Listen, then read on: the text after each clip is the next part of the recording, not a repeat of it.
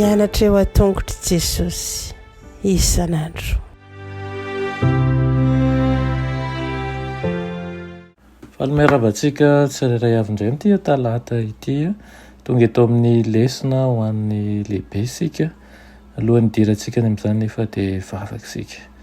Ry Tompoandriamanitra ao mbola misaotra anao izay efa mbola afaka mandinika manokana ny teninao amin'ity anio ity dia mangataka aminao Tompo mba miala amin'ny fahadisoanay sy ny elikay rehetra fa tsy ara-tomombana avokoa ny izay rehetra ataonay.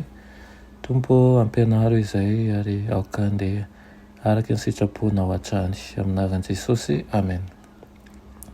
Lohatenin'ny lesonantsika androany dia manao hoe fiangonan'ilay Andriamanitra velona isika.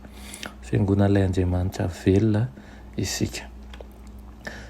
Iresaka mandrakariva ny amin'ny Efesiana 4 isika ka ny fanontaniana petraka aty am-piandohana dia manao hoe inona ny zava-dehibe sady mahafaly tokoa ny manisa ny fiangonan'Andriamanitra. Mampahery antsika ny mandeha membre ny fiangonana milaza zavatra mahavelom-panantenana momba ny fiangonana. Na izana azy tsy mahavita maneho an'ilay fanambarana velona ataon'i Paoly momba ny fiangonana ao amin'ny Efesiana 4 ny olona iverina ho mafana fo indrindra eto amintsika.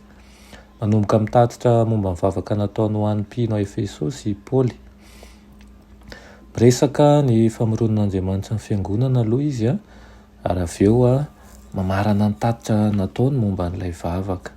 Eo am-pandinian'izany rehetra izany dia manjary takatsika ireo zavatra manandanja momba ny drafitra na ny zava-miafina an'Andriamanitra.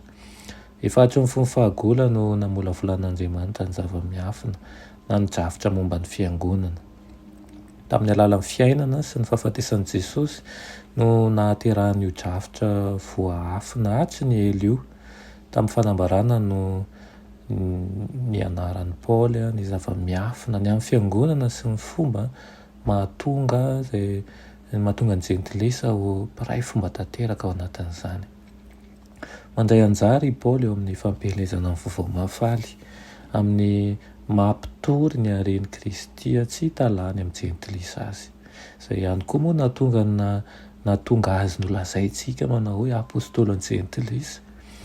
Ny fiangonana miaraka amin'ireo fanahy maro azo an'i Kristy misy ny jiosy sy ny jentilesa dia maneho an'ireo fahendren'Andriamanitra maro samihafa amin'ireo fanapahana sy fahefana any an-danitra. Amparany amin'izany ny famelezana anjo azy ireo. Efa andalana ny fahatanteran-drafitra ampiraisana ny zavatra rehetra amin'ny Kristy ary efa fohy ny fotoana. Io fahatakarana ny momba ny fiangonana io no mampirisika amin'ny Paoly hivavaka ho amin'ny mpino. Nahoana moa raha alaina sary an-tsaina vetivety izy manao ny vavaka mafana io ho anao. Asaiko ianao maka izany Efesiana 4 ny 7:1-20. Ilay sary an-tsaina izy mivavaka fa ho feno ho amin'ny fahafenon'Andriamanitra rehetra koa ihany koa ianao. Andray anjara feno amin'ilay zava-miafina mahatalanjona sy efa mivelatra momba ny fiangonana izay nampiraisina. Ary ny rina indrindra ho aminao dia mba hiasan'ny fanahy tahaka ny asan'ny fanahin'i Paoly anie ianao ka tsy hanao hoe tsy vitako ty Tompo fa tsy haiko tsy manana ny fahaiza-manao amin'izany fa aoka ho tsapantsika fa ny fahasotoana sy ny fandavan-tena anao ny sitrapon'Andriamanitra no manosika ihany koa ny fanahy masina hanome ny fahaiza-manao rehetra hahatanteraka ny sitrapony. Dia mba ao aminao tokoa ny izany teny izany mba hahafahanao andray mifoha ary matanteraka ireo izay rehetra nanirahany Tompo anao. Amen. Andriamanitra tsara indrindra misaotra anao zay ny amin'izany teninao izany amin'ity anio ity. Misaotra anao ihany koa izay mampianatra ny mandrakariva mba tsy hatorinay fa hatsapany mandrakariva fa misy zavatra tena tokony ataonay ankehitriny androany ity herinandro ity ka tsy handalo fotsiny ihany izay fa mba ho tsapanay ihany koa fa sady mahasoa anay no mahasoa ny hafa no hanerahanao anay. Anaran'i Jesosy. Amen.